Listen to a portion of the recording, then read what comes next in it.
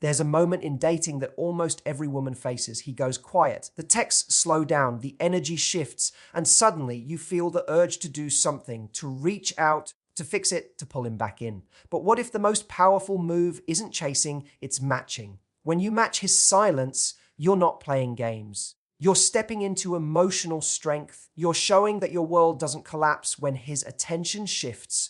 And ironically, that's the moment you become unforgettable. Let's break down exactly why this works and how to do it the right way. When a man goes quiet, the instinct for most women is to close the gap. You feel the shift immediately. The shorter replies, the delayed responses, the slight emotional distance, and your mind starts racing. Did I say something wrong? Is he losing interest? Should I text him again? That inner urgency pushes you to act to restore connection as quickly as possible. But here's what most people don't realize. The moment he pulls back is not a test of your desirability, it's a test of your emotional grounding. If you immediately lean in harder, you unconsciously communicate that his silence unsettles you, that your emotional state depends on his level of engagement. And while that reaction is human, it shifts the dynamic. He becomes the emotional pace setter. You become the responder. When you match his silence calmly, everything changes. Matching silence does not mean playing games. It does not mean ignoring him to provoke a reaction. It means maintaining the same level of investment he is showing. It means you don't overfunction when he underfunctions.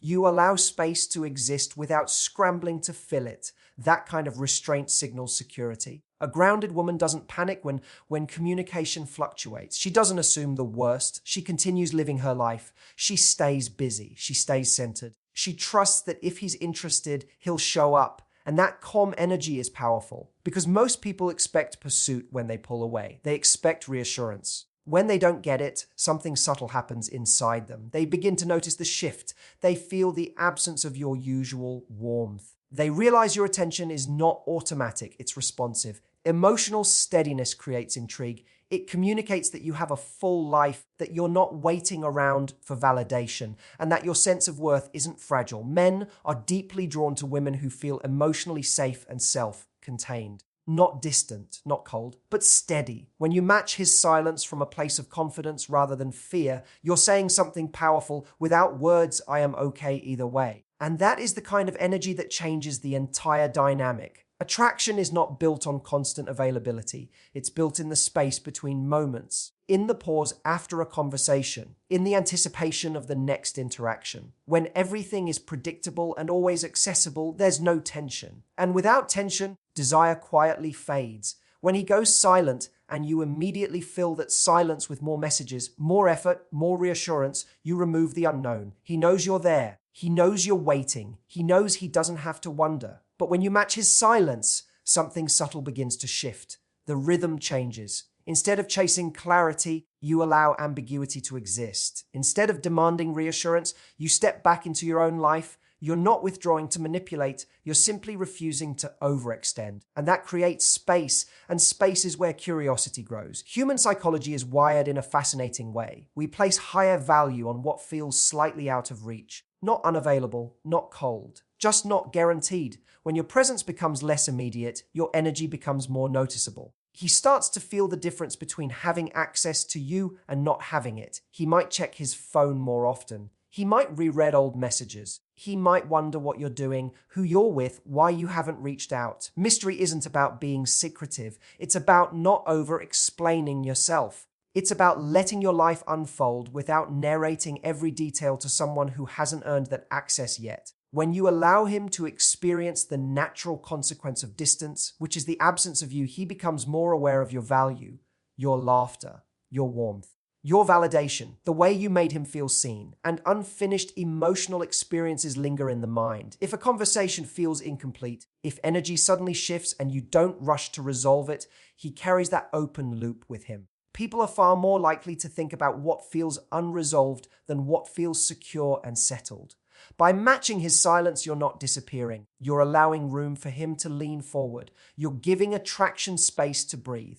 And in that breathing room, desire often grows stronger than it ever could under pressure. One of the most subtle mistakes people make in dating is rewarding inconsistency without realizing it. When a man pulls back, delays responding, or becomes emotionally distant, and you immediately compensate by increasing your effort, you create an unbalanced dynamic. You start carrying the emotional weight of the connection. You text first, you check in more, you try to keep the energy alive, and without meaning to, you teach him something. When he gives less, you will give more. Over time, that pattern becomes the standard. He learns that his inconsistency doesn't cost him anything. In fact, it earns him reassurance, attention, extra warmth. And while you may believe you're protecting the connection, you're actually lowering the bar for his effort. Matching his silence interrupts that cycle. When he steps back and you respond by maintaining the same level of distance, you send a quiet but powerful message: I match energy. I don't chase it. This is not about punishment or pride. It's about alignment. Healthy attraction thrives on mutual investment. When one person constantly overextends to stabilize the connection, resentment builds and desire fades. Balance is what keeps tension alive in a positive way. By not rewarding inconsistent behavior, you create space for him to self-correct. If he values the connection, he will notice the shift. He will feel that your attention is no longer automatic, and that awareness can motivate him to step up. Consistency becomes meaningful when it's required. Think about it this way: people value what they invest in. When someone has to show up, initiate, and maintain effort to keep access to you, they subconsciously attach more importance to the connection. Effort builds attachment. If, however, you make it easy for him to drift in and out without consequence, there is no incentive for growth. The relationship remains casual in energy, even if your feelings are deep. Matching his silence sets a boundary without confrontation. It says, I will meet you exactly where you meet me, no more, no less.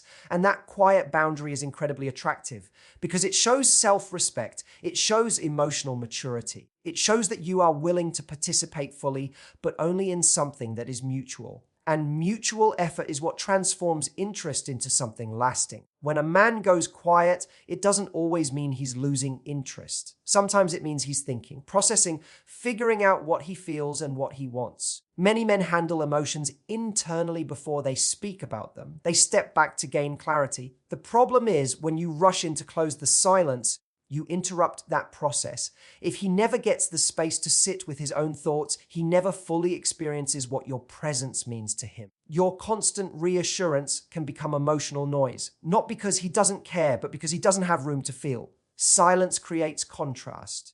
When you match his distance calmly, you allow him to notice the shift. He feels the difference between when you're actively engaging and when you're simply living your life. That contrast triggers reflection. He starts asking himself questions he wouldn't have considered if you were still consistently reaching out. Why hasn't she texted? Is she losing interest? Do I miss talking to her? And here's the key: those questions come from him, not from pressure you applied. Emotion that develops internally is far stronger than emotion that's pushed. When someone arrives at their feelings on their own, the attachment is deeper and more genuine. But when they feel cornered or chased, their instinct is often to retreat further. By matching his silence, you give him the emotional space to experience the absence of you. And absence, when there is real connection, amplifies feeling. He begins to notice the things he took for granted: your energy, your humor, the way you made him feel understood. Space also removes distraction. Without constant communication filling the gap, his mind has room to wander back to you. He replays moments.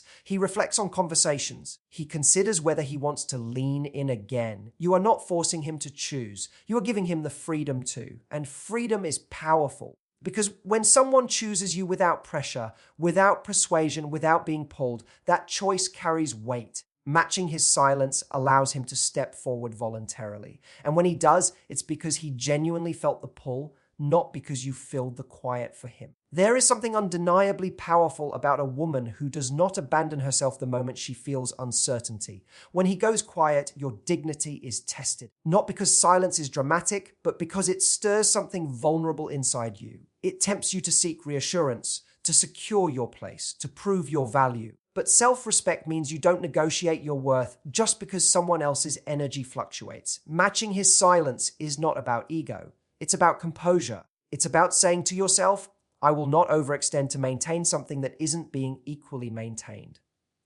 When you continue texting, checking in, and offering warmth while receiving minimal effort in return, you slowly chip away at your own standards. You may tell yourself you're being understanding, patient, supportive.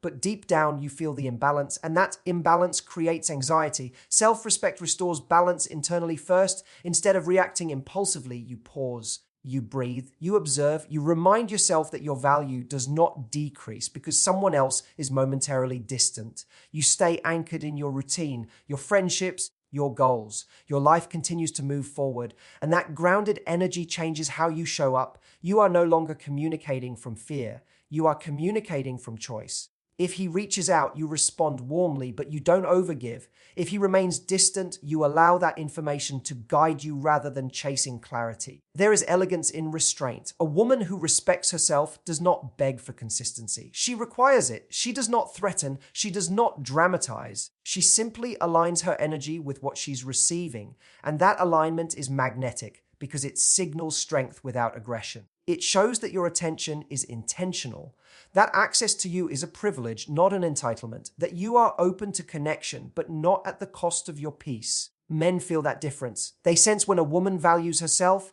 it creates a quiet tension, a kind of admiration, not because she is distant, but because she is center. When you protect your dignity during moments of uncertainty, you send a powerful message both to him and to yourself. I am willing to participate fully, but never desperately. And that self-assured energy is unforgettable. There is a reason people can't forget the ones who didn't chase them. It's not because those women were cold or indifferent. It's because they left space, space to wonder, space to feel, space for the other person to step forward instead of being pulled. When you don't chase a man during his silence, you create an emotional echo. Your absence becomes noticeable, not dramatic, not loud, just present enough for him to feel the difference. When someone is always there, always responding, always initiating, always available, their presence becomes predictable, comforting perhaps, but predictable. And predictability without effort rarely lingers in the mind. But when you match his silence, you interrupt the pattern. You allow him to feel what it's like not to have constant access to you.